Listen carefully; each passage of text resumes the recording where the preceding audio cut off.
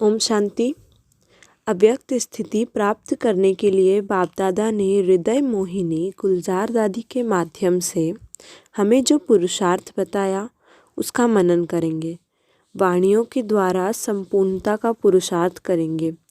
सभी अव्यक्त वाणियाँ प्राप्त करने के लिए चैनल को सब्सक्राइब करें, वो बेल आइकन को प्रेस करें।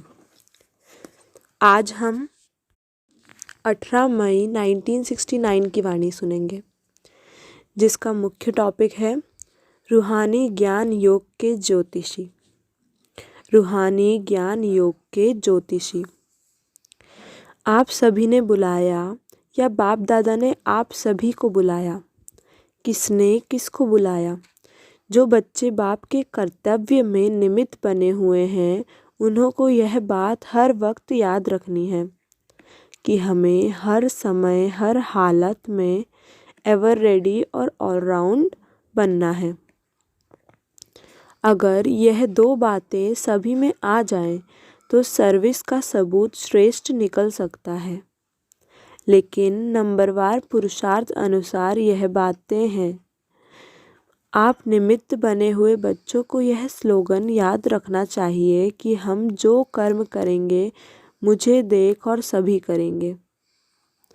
हर समय अपने को ऐसा समझो जैसे ड्रामा की स्टेज पर सभी के सामने हम पार्ट बजा रहे हैं। एक होता है अपने आप से रिहर्सल, एक होता है स्टेज पर सभी के सामने पार्ट बजाना। तो स्टेज पर एक्ट करने वाले का अपने ऊपर कितना ध्यान रहता है।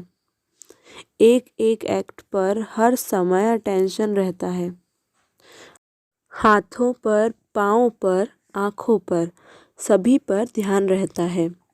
अगर कोई भी बात नीचे ऊपर होती है तो एक्टर के एक्ट में शोभा नहीं होती। तो ऐसे अपने को समझकर चलना है। 3 मिनट का रिकॉर्ड जब भरते हैं तो कितना ध्यान देते हैं। आप सभी भी अपने 21 जन्मों का रिकॉर्ड भर रहे हो, तो भरते भरते समय बहुत ध्यान रखना है। रिकॉर्ड में ज़रा भी नीचे ऊपर हो जाता है तो वह रिकॉर्ड हमेशा के लिए रद्दी ही हो जाता है। तुम्हारी भी 21 जन्मों के लिए सतयुगी राजधानी का जो रिकॉर्ड भरता है तो वह रद्द ना हो जाए। रद्द हुआ तो फिर दूर हो जाते हैं। तो यह सोचना चाहिए हमारे कर्म के ऊपर सभी की आँख है। एक्टर्स जब देखते हैं कि हमको सभी देख रहे हैं तो खास अटेंशन रहता है। कोई देखने वाला नहीं होता है तो अलबेलापन रहता है। तो हमेशा समझना चाहिए हम भले अकेलेपन में कुछ करते तो भी सृष्टि के सामने हैं।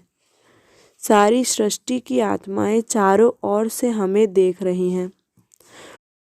अगर एक एक फूल ऐसा संपूर्ण और सुंदर हो जाए तो इस बगीचे की खुशबू कितनी फैल जाती है। लेकिन क्यों नहीं फैलती? उसका कारण क्या है? खुशबू के साथ साथ कहाँ कहाँ बीच में बातें भी आ जाती हैं। भले खुशबू कितनी भी हो, लेकिन खुशबू से भी जल्दी फैलने वाली बदबू होती है, जो जरा सी बात सारी खुशबू को समाप्त कर देती है। अविनाशी खुशबूदार जिसको सदा गुलाब कहते हैं। एक होता है सदा गुलाब, दूसरा होता है गुलाब, तीसरा होता है रूहे गुलाब। पहला नंबर है रूहे गुलाब। वह रूह की स्थिति में रहता है और रूहानी रूह के हमेशा नज़दीक है। ऐसे है रूहे गुलाब। और दूसरी क्वालिटी जो है वह फिर सर्विस में बहुत अच्छे रहते हैं, बाकी रूहानी स्थिति में कमी है। सर्विस में, धारणा में अच्छे हैं, संस्कार शीतल हैं। खुद अपने को क्या समझते हो? किस नंबर का फूल समझते हो? कांटे तो नहीं समझते हैं, तो सभी गुलाब ही ना। लेकिन गुलाब में भी फर्क है। जो रूहे गुलाब होंगे उनकी निशानी क्या होगी? आप लोगों को मस्तक की रेखा परखने आती है। ज्योतिषी बन गए हो वह नहीं। बाप दादा जो ज्ञान और योग की ज्योतिष दिखाते हैं उनसे क्या देखते हो? हर एक के मुखड़े से, नैनों से, मस्तक से मालूम पड़ता है। इसमें भी विशेष मस्तक और नैनों से मालूम पड़ता है। आप ज्योतिषी बनकर हर एक को परख सकते हो। नैनों में, मस्तक से वह रेखाएं जरूर रहती हैं। किसको परखना यह भी ज्योतिष विद्या है। तो यह जो विद्या है परखने की, यह कईयों में कम है। ज्ञान और योग सीखते हैं लेकिन वह परखने की ज्योतिष विद्या भी जाननी है। कोई भी व्यक्ति सामने आए तो आप लोगों को तो 1 सेकंड में उनके तीनों कालों को परख लेना चाहिए। एक तो पास्ट में उनकी लाइफ क्या थी, वर्तमान समय उनकी वृत्ति, दृष्टि और भविष्य में कहाँ तक यह अपनी प्रारंभ बना सकते हैं। यह जानने की प्रैक्टिस चाहिए। यह परखने की जो नॉलेज है वह बहुत कम है। यह कमी अभी भरनी है। वर्तमान समय जो आने वाला है उसमें अगर यह गुण नहीं होगा, कमी होगी तो धोखे में आ जाएंगे। कई ऐसी आत्माएं आपके सामने आएंगी जो अंदर एक और बाहर से दूसरी दिखेंगी। परीक्षा के लिए आएंगी क्योंकि कई समझते हैं कि यह सिर्फ रटे हुए हैं, तो कई रंग रूप से आर्टिफिशियल रूप में भी परखने लिए आएंगे, भिन्न भिन्न रूप से। इसलिए यह ध्यान रखना है कि यह किस लिए आया है, उनकी वृत्ति क्या है, और अशुद्ध आत्माओं की भी बड़ी संभाल करनी है। ऐसे ऐसे केस भी बहुत होंगे। दिन प्रतिदिन पाप आत्माएं तो बहुत होते हैं। आपदाएं, अकाले मृत्यु, पाप कर्म बढ़ता है तो उन्हों की वासनाएं जो रह जाती हैं वह फिर अशुद्ध आत्माओं के रूप में भटकती हैं। तो उनको भगाने के लिए एक तो धूप जलाते हैं और आग में चीज को तपाकर लगाते हैं और लाल मिर्च भी खिलाते हैं। तो आप सभी को फिर योग की अग्नि से काम लेना है। हर कर्मेंद्रिय को योग अग्नि में तपाना है, फिर कोई वार नहीं कर सकेंगे।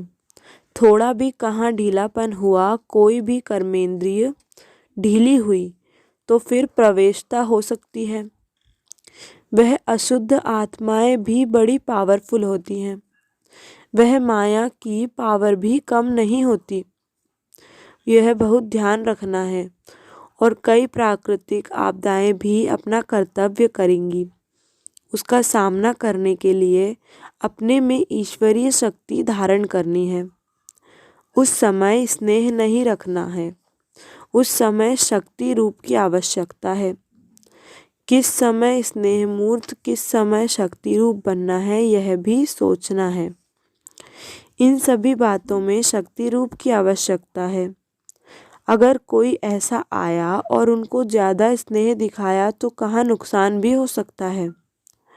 स्नेह बाप दादा और दैवी परिवार से करना है, बाकी सभी से शक्ति रूप से सामना करना है। कई बच्चे गफलत करते हैं तो उन्हों के स्नेह में आ जाते हैं। वह स्नेह वृद्धि होकर कमज़ोर कर देते हैं। इसलिए अब शक्ति रूप की आवश्यकता है। अंतिम नारा भी भारत माता शक्ति अवतार का गायन है। गोपी माता थोड़े ही कहते हैं, अब शक्ति रूप का पाठ है। गोपिकाओं का रूप साकार में था, अब अव्यक्त रूप से स्थित शक्ति का पाठ है। हर एक सब अपने शक्ति रूप में स्थित होंगे तो इतने सभी की शक्ति मिलाकर कमाल कर दिखाएगी। यादगार रूप में अंतिम चित्र कौन सा दिखाया हुआ है? पहाड़ को अंगुली देने का। अंगुली यह शक्ति की देन है। इससे ही कलयुग पहाड़ खत्म होगा। इसमें हर एक की उंगली की दरकार है। अभी यह अंगुली पूरी रीति नहीं दी है। उठाते ज़रूर हैं, परंतु कोई की कभी सीधी कभी टेढ़ी हो जाती है। अब पूरी उंगली होगी तब प्रभाव निकलेगा। एक जैसे उंगली देनी है। इस कलयुगी पहाड़ को जल्दी अंगुली देकर फिर सतयुगी दुनिया को लाना है। साकार के साथ स्नेह है तो जल्दी जल्दी इस पुरानी दुनिया से चलने की तैयारी करो। आप कहेंगे अभी सर्विस कहाँ हुई है, लेकिन सर्विस भी किसके लिए रुकी है? जाओ तो आपको जो भूल भटके भक्त हैं, न चाहते भी चकमक हैं, चुंबक के आगे आ जाएंगे। देरी नहीं लगेगी। अच्छा, ओम शांति। आज यहीं तक। अब कल हम दूसरी अव्यक्त वाणी सुनेंगे। ऐसी और अव्यक्त वाणियाँ प्राप्त करने के लिए चैनल को सब्सक्राइब करें। अच्छा, ओम शांति।